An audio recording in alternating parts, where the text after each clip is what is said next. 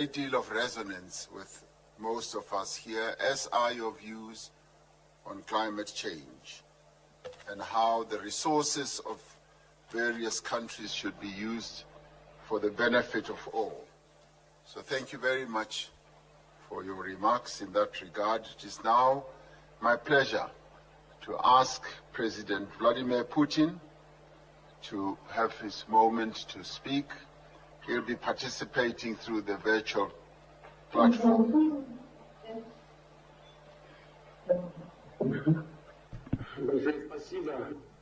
Thanks a lot. President Ramaphosa,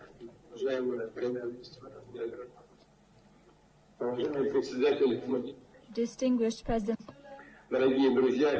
distinguished Prime Minister Modi, President Xi, dear colleagues, at the outset, I would like to thank South African friends for what they have done during their presidency, during their chairmanship this year.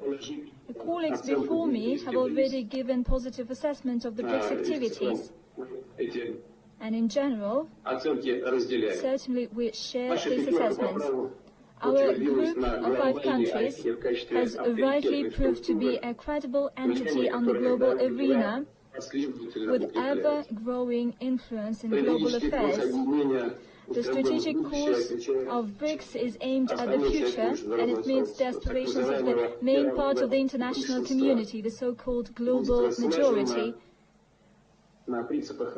By acting in concert on the principles of equality, partnership, support, and account for each other's interests, we deal with the most pressing issues of global and regional agenda. The main important thing is that BRICS stands for a multiple world order that is equitable and built on international law and the principles of the United Nations Charter, including respect for the right of every people to its own development path.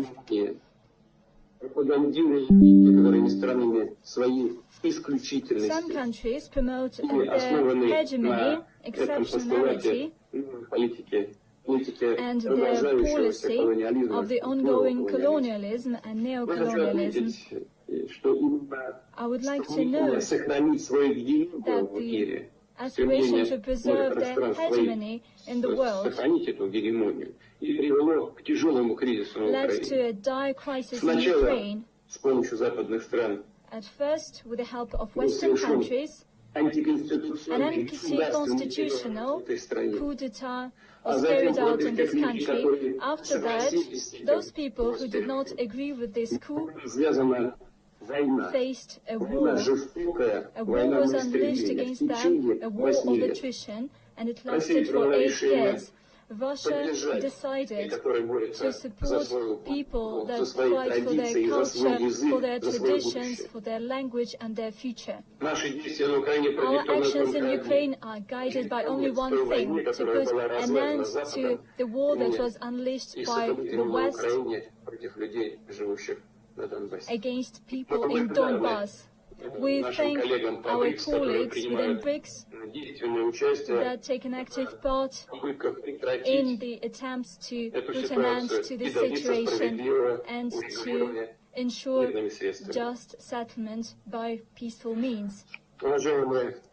Dear colleagues, the main thing is that we unanimously stand for the shaping of the multipolar world order, which is genuinely equitable and which is building on international law. The BRICS countries are building up their potential. As was said, the BRICS countries are home to over 3 billion persons, and their share in global GDP as per purchasing power parity of the so-called G7. Over the past decades, BRICS investment to global economy have doubled, and the cumulative export reached 20% of the overall indicator, we are successfully implementing the strategy for BRICS Economic Partnership 2025. Namely, we are strengthening the bilateral cooperation on such areas as diversification of supply chains, de-dollarization and transfer to local currencies in our mutual settlements, digital economy, support for small and medium enterprises, just transfer of technologies, and naturally, the active part in these processes is played by the business community. A great deal of effort is invested within the BRICS Business Council and the BRICS Women's Business Alliance. That the host of our meeting, President Ramaphosa, indicated the leaders of these organizations are present at this meeting. An important priority for the BRICS interaction is the establishment of new, sustainable, safe transport routes. In my address to the BRICS Business Forum, I talked about the importance of a speedy development of transcontinental routes, such as the North-South corridor, that would link Russian Northern Sea and Baltic ports to sea terminals in the Gulf and in the Indian Ocean. In the future, it would ensure the annual transit of up to 30 million tons of cargo. We believe that it is high time to establish a BRICS Permanent Commission on Transport that would deal not only with the North-South project, but in broader terms, it would deal with logistics and transport corridors development, both interregional and global ones. Should the partners agree to that, the Russian side could work on this idea within its chairmanship in 2024. And certainly, we welcome strengthened interaction within BRICS in terms of global innovations.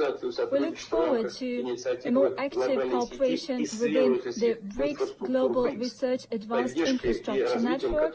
It could be supported and developed by the Special Trust Fund. For its part, Russia is ready to share its experience when it comes to digital transformation and the use of RT implementation of the achieved arrangements on the establishment of the joint working group on nuclear medicine.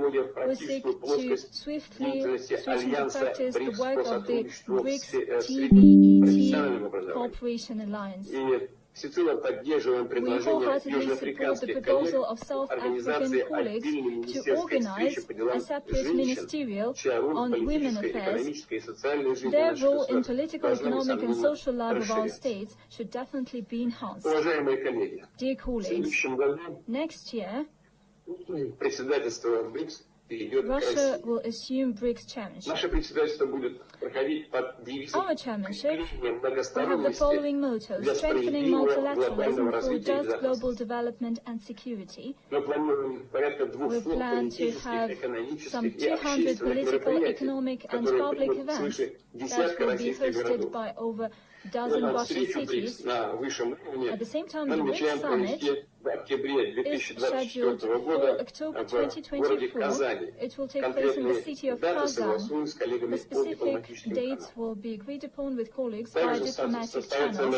We'll also have events in the format that has proved its relevance.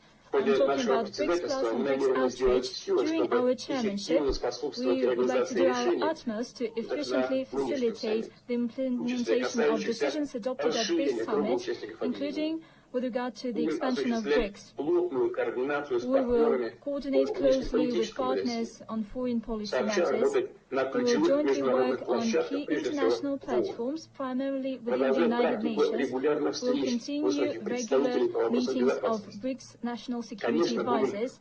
Certainly, we will prioritize such urgent tasks as combating terrorism and the spread of terrorist ideology, as well as combating money laundering and return of assets gained by criminal means.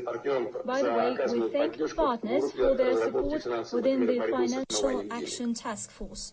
We hope that we will keep such spirit of solidarity in the future. We will contribute to comprehensive implementation of the strategy for BRICS Economic Partnership 2025 and the development of new long-term guidelines for cooperation. This includes, in our view, increasing the role of states in international monetary and financial system, the development of interbank cooperation, expanding the use of local currencies and deepening interaction between tax, customs and anti-monopoly agencies. Naturally, Russian priorities include bolstered partnerships in science and innovation, healthcare, education, the development of humanitarian ties in general, cultural and civilizational diversity is one of the pillars of the new multipolar world order, and it means the establishment of integral free space for cultural exchange, art and creativity. As we see it, it's high time for partners within BRICS, as well as the SCO and the Community of Independent States and other countries, to have a serious conversation on the future of culture in the world, on preserving and multiplying global cultural heritage. By the way, such dialogue could be held within the 9th International Cultural Forum, which is scheduled to take place in the city of St. Petersburg from November 16th to 18th. And certainly, Russia will continue to contribute to contacts in sports and youth exchanges, namely in June 2024. We plan to have the BRICS Games. We would be happy to welcome teams from the BRICS nations at the next year's international competition, the Games of the Future. They will take place in the city of Kazan. This is a mix of dynamic sports and popular video games and technological devices. A good opportunity for contacts and friendly talks will be given by the World Youth Festival that will take place in March next year in the city of Sochi. In conclusion, let me once again highlight that Russia, during its chairmanship, will interact in the most constructive way with BRICS partners in order to further enhance the role and credibility of BRICS. Without any doubt, this credibility will only grow. Thank you for your attention.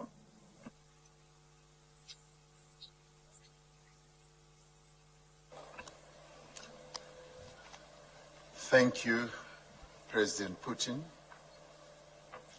for your input in this regard. You're absolutely right that BRICS has proven itself to be a credible entity